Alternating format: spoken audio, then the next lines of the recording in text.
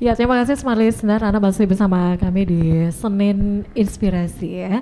Saya menghadirkan seorang trainer, writer dan juga entrepreneur yaitu Mr. Sarwandi Eka Sarbini ya. Baik, kita masih membahas nih terkait buku Rezeki Otak Kiri. Nah, yes ya. Langsung aja nih saya nanya nih. Rezeki Otak Kiri. Nah, apa yang menginspirasi dari seorang Mr. Sarwandi ini sehingga menulis buku yang berjudul Rezeki Otak Kiri? Pertanyaan yang bagus. Jadi begini awalnya, waktu buku pertama saya itu judulnya The Miracle of You. Saya menulis kebanyakan isinya itu tentang lingkungan otak kanan atau dunia otak kanan, cara pikir otak kanan, cara kerja otak kanan. Jadi otak kiri ini jarang dibahas akhirnya. Padahal memang dalam kehidupan kita selalu bersentuhan dengan dunia otak kiri, seperti kedisiplinan, ketelitian. Tapi mereka nggak tahu apa manfaat dari itu semua. Mentoring juga salah satunya dari otak kiri. Makanya ada 13 bab di situ tentang potensi-potensi otak kiri kalau dimaksimalkan, wow. Bahkan mengalahkan rezeki orang yang menggunakan otak kanan semata. Kenapa begini? Otak kanan itu ibaratnya gini, dia itu yang memulai, tapi disempurnakan oleh yang kiri. Contoh, dulu contoh nih. Misalnya nih, iya. Dulu televisi waktu pertama kali bikin kan hitam putih tuh. Terus hitam putihnya layarnya cembung, center. Yeah. Itu bisa merusak mata itu kalau kita terlalu dekat ya. Nah, Yeah. seiring berkembangnya zaman itu disempurnakan. Tentu yang menyempurnakan orang yang lebih teliti, lebih canggih lagi, itu menggunakan teknologi inovasi. Nah, inovasi ini letaknya dikerjakan oleh otak kiri. Nah, para pekerja mereka yang riset ya. Sedangkan otak kanan itu yang memulai aja, yang menemukan aja. Nah, sama seperti kasus Thomas Alva Edison. Ya. Thomas Alva Edison ini sebenarnya bukan penemu listrik, tapi dia cuma buat lampu, tapi listrik itu sudah ada. Nah, jadi dia cuma mengembangkan aja yang sudah ada. Sama dengan televisi tadi kasusnya. Jadi televisi itu sebenarnya sekarang kan sudah mulai, awalnya dulu hitam putih, akhirnya berwarna. Terus akhirnya jadi layarnya lebih flat, lebih datar. Terus akhirnya sekarang sudah bisa dengan macam ragam di handphone kita dan sebagainya. Bahkan ada sekarang bukan flat tapi cekung. Bahkan nanti itu hologram. Nah, di dalam buku itu saya gambarkan urutan-urutannya dan tahun-tahunnya. Dan artinya apa? Bahwa yang mengembangkan itu adalah otak kiri. Otak kiri ya. Untuk pengembangannya, kemudian untuk menyempurnakannya itu ada ya. Inovasinya itu ada di otak kiri ya. Oke, untuk dari rezeki otak kiri ini ada berapa bab di sini? 13. 13 bab. Ya. Bab yang ke-13 tadi itu tentang mentoring. Jadi supaya apa? Kita itu lebih ringkas gini. Ada orang yang senang berbisnis sendiri-sendiri. Dia coba-coba sendiri gitu ya. Jauh lebih menyenangkan orang yang kerja sebenarnya. Karena kalau dia kerja ada SOP. Ada atasan, ada yang arahkan. Sedangkan mohon maaf, UMKM saat ini ya di sekitar kita itu kebanyakan mohon maaf mereka coba-coba sendiri. Tidak ada ilmu, tidak ada mentor. Akhirnya apa? Ada orang yang sudah kerja, misalnya dia kerja sudah 5 sampai 10 tahun. Dia bilang begini, aduh saya bosan 9 to 5. I'm boring ya, saya bosan ya. Dari jam 9 ke jam 5 ya. Ya, itu aja yang terus begitu dikerja. Setiap hari ya. Iya. Pada saat itu dia berpikir 8 jam kerja, aduh saya mau mulai untuk bisnis sendiri. Pada saat dia berbisnis, tahu berapa jam kerjanya? 24 jam.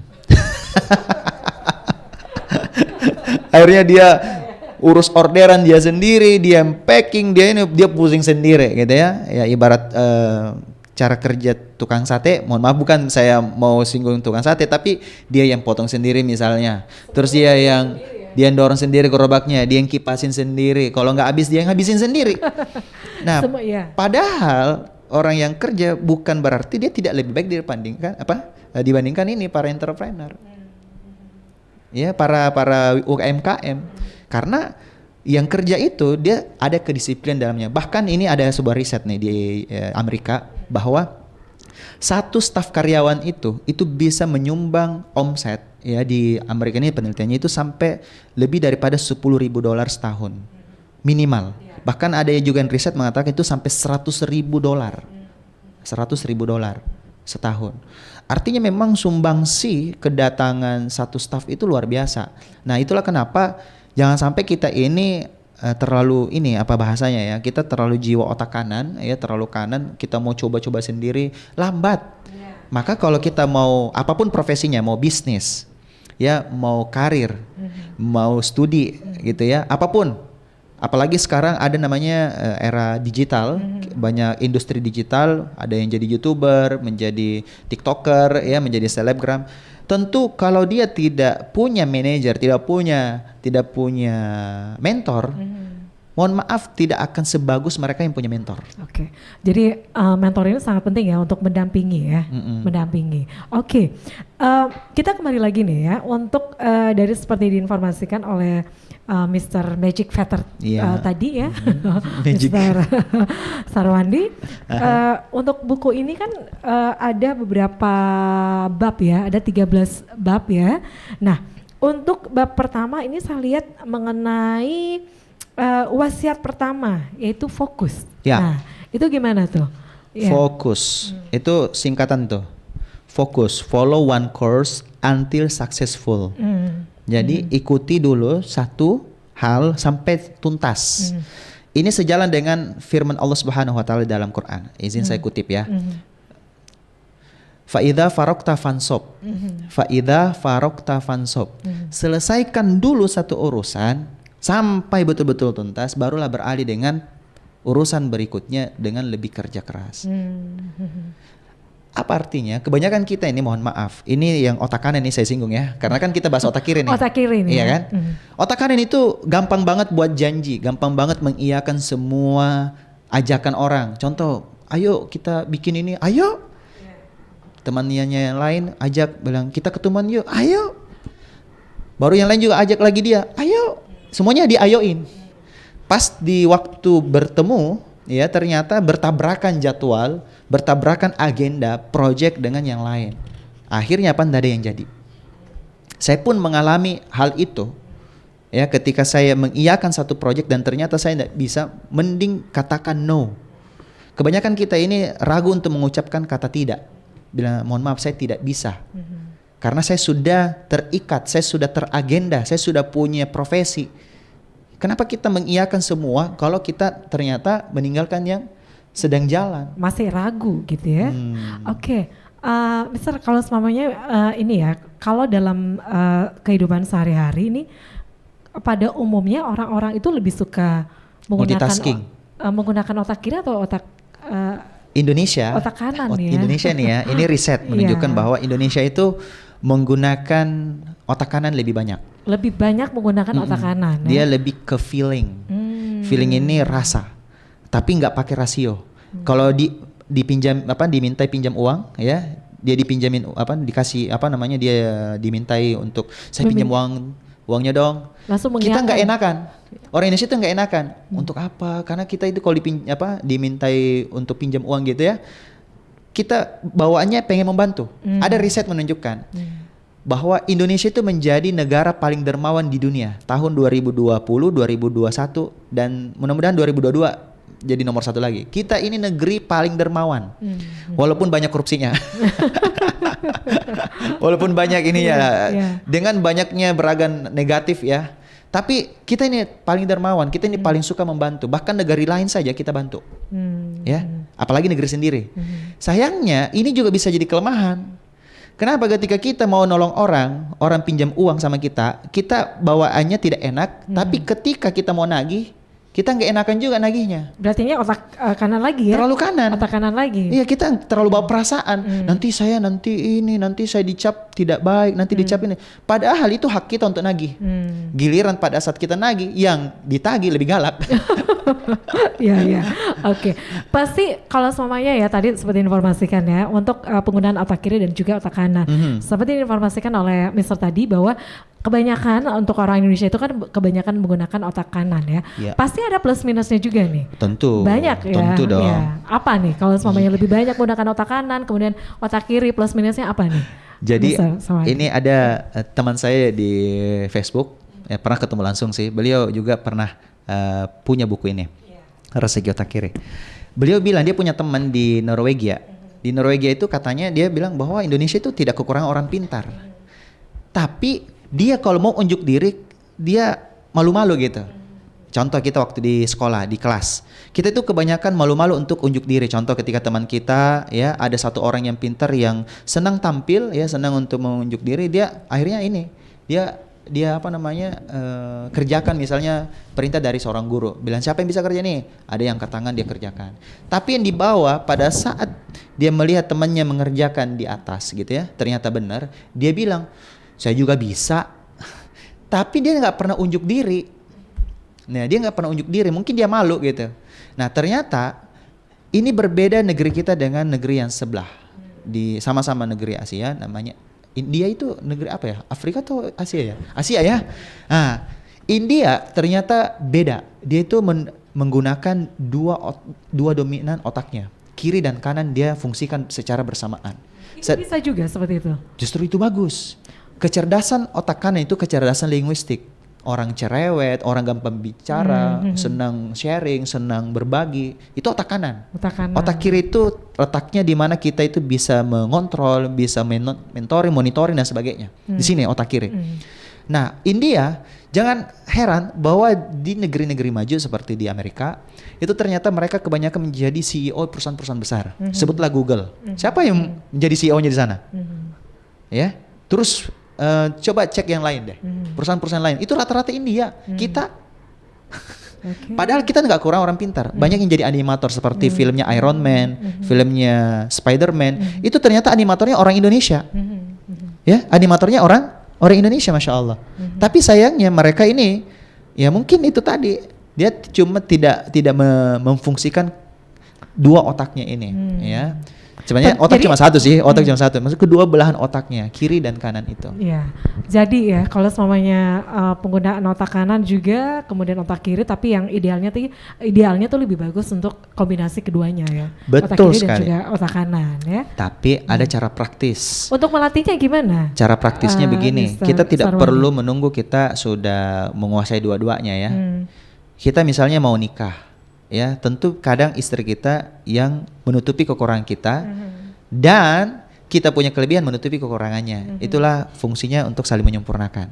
Begitu pula dalam tim, membangun tim. Anggaplah contoh kita Avengers atau DC ya, kita kenal Batman, kita kenal Superman. Superman aja itu filmnya ada film Superman is Dead.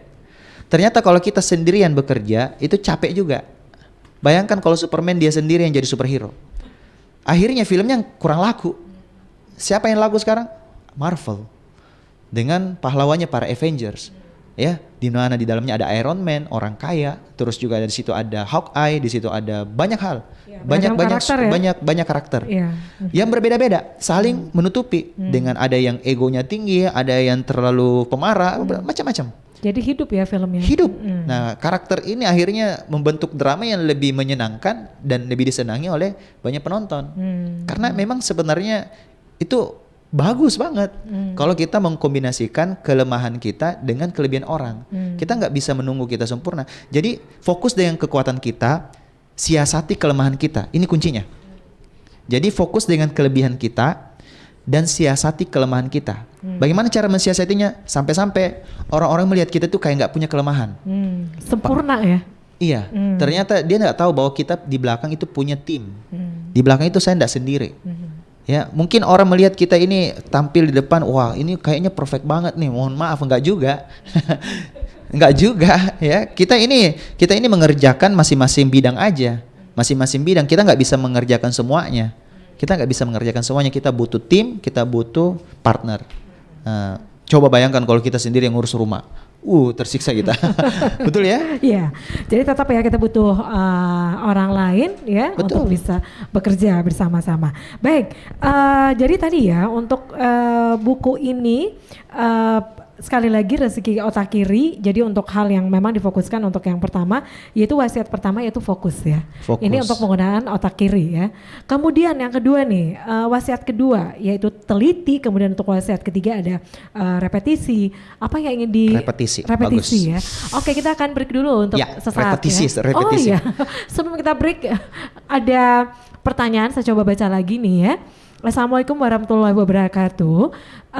Selamat sore, saya mau nanya, banyak orang bilang kalau ada orang kidal itu lebih pintar dibandingkan orang-orang yang normal. Apakah Mr. Wandi setuju dengan statement itu?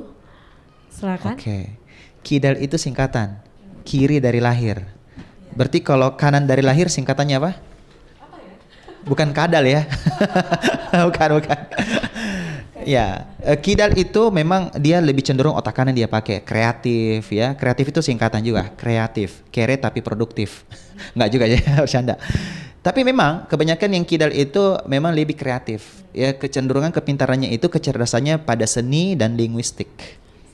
Dan linguistik, senang hal-hal yang berbau musik, senang dengan hal-hal berbau gambar gitu ya, audiovisual dan sebagainya. Sedangkan yang otak kiri, yang kanan normal, sebenarnya enggak juga. Justru otak kanan ini lebih memfungsikan otak kiri karena anggota tubuh kita ini dikontrol oleh tubuh sebelahnya. Contoh, otak kiri mengontrol tubuh di sebelah kanan. Otak kanan mengontrol tubuh sebelah kiri. Ini sudah jelas, penelitiannya udah lama. Nah, silakan. Oke, jadi yang pastinya setuju atau gimana nih? Nggak setuju juga nggak sih. Setuju ya? Nggak setuju juga. Karena terbukti banyak juga yang otak kiri jauh lebih hebat lagi. Tapi sebenarnya otak kanan nggak bisa berdiri sendiri. Dia butuh tim. Jadi tadi ya harus kombinasi. Harus otak kiri dan kombinasi. juga otak kanan gitu ya. Baik ya, kita beralih untuk pertanyaan berikutnya. Oke, bagaimana mengetahui bahwa seseorang itu dominan otak kiri atau otak kanan katanya? Ada dua cara. Pertama psikometrik, yang kedua biometrik. Psikometrik ini Anda ikuti rangkaian tes secara psikotes ya. Ada e-book saya mau bagikan secara gratis, kalau mau boleh DM saya di Instagram. Nanti saya kirimkan e-booknya, buku elektronik. Sebenarnya itu berbayar tapi saya gratiskan buat teman-teman penonton Smart FM dan juga pendengar Smart Listeners. Silakan cari Instagram saya ya. Ketik aja nama saya Sarwandi Eka Sarbini. Nanti yang paling banyak followersnya itu Instagram saya. Cek aja ya di Instagram. Nanti DM saja, nanti saya kirim untuk ngetes psikometriknya. Jadi untuk mengetahui kita ini dominan otak kanan atau dominan otak kiri. Otak kiri ya. Nah, itu kalau psikometrik. Terus tes yang kedua namanya biometrik. Biometrik ini bisa menggunakan dengan mata. Kita punya kornea, kita punya iris mata. Yang kedua kita menggunakan sidik jari. Dan ini sudah ada di Indonesia tesnya secara biometrik. Ada yang menggunakan sidik jari, itu kelihatan kita dominan otak kanan atau otak kiri. Jujur, hasil tes saya sebenarnya saya otak kanan. Tapi saya nulis tentang otak kiri. Ada juga orang yang nulis tentang buku otak kanan, tapi ternyata hasil tes biometriknya dia otak kiri.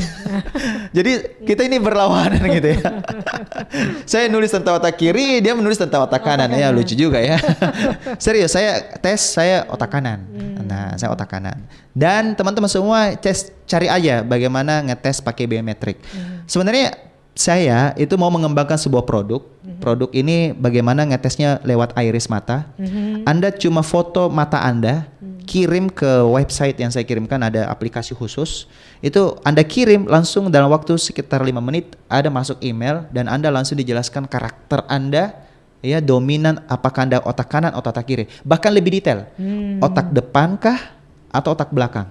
Dan satu lagi, apakah Anda otak tengah? Tapi yang satu lagi bukan otak-otak, karena itu makanan. Canda. Baik, itu ya. Jadi memang ya, jadi tadi seperti diinformasikan untuk Anda yang ingin mengetahui untuk langsung ngetas gitu ya. Itu caranya seperti apa, bisa diinformasikan lagi? Boleh ke Instagram saya, ya. Punya Instagram kan? Follow dulu gitu ya. Iya, tentu dong, tentu. Follow dulu dong, berteman jangan lupa dulu ya, like dan share juga di story-nya. Baik, kita masih lanjut lagi ya, tapi Boleh. kita break dulu untuk saat ya. Masih ada beberapa pertanyaan yang akan saya baca sebentar. Smart Listener Anda jangan kemana-mana, kami akan kembali sesaat lagi.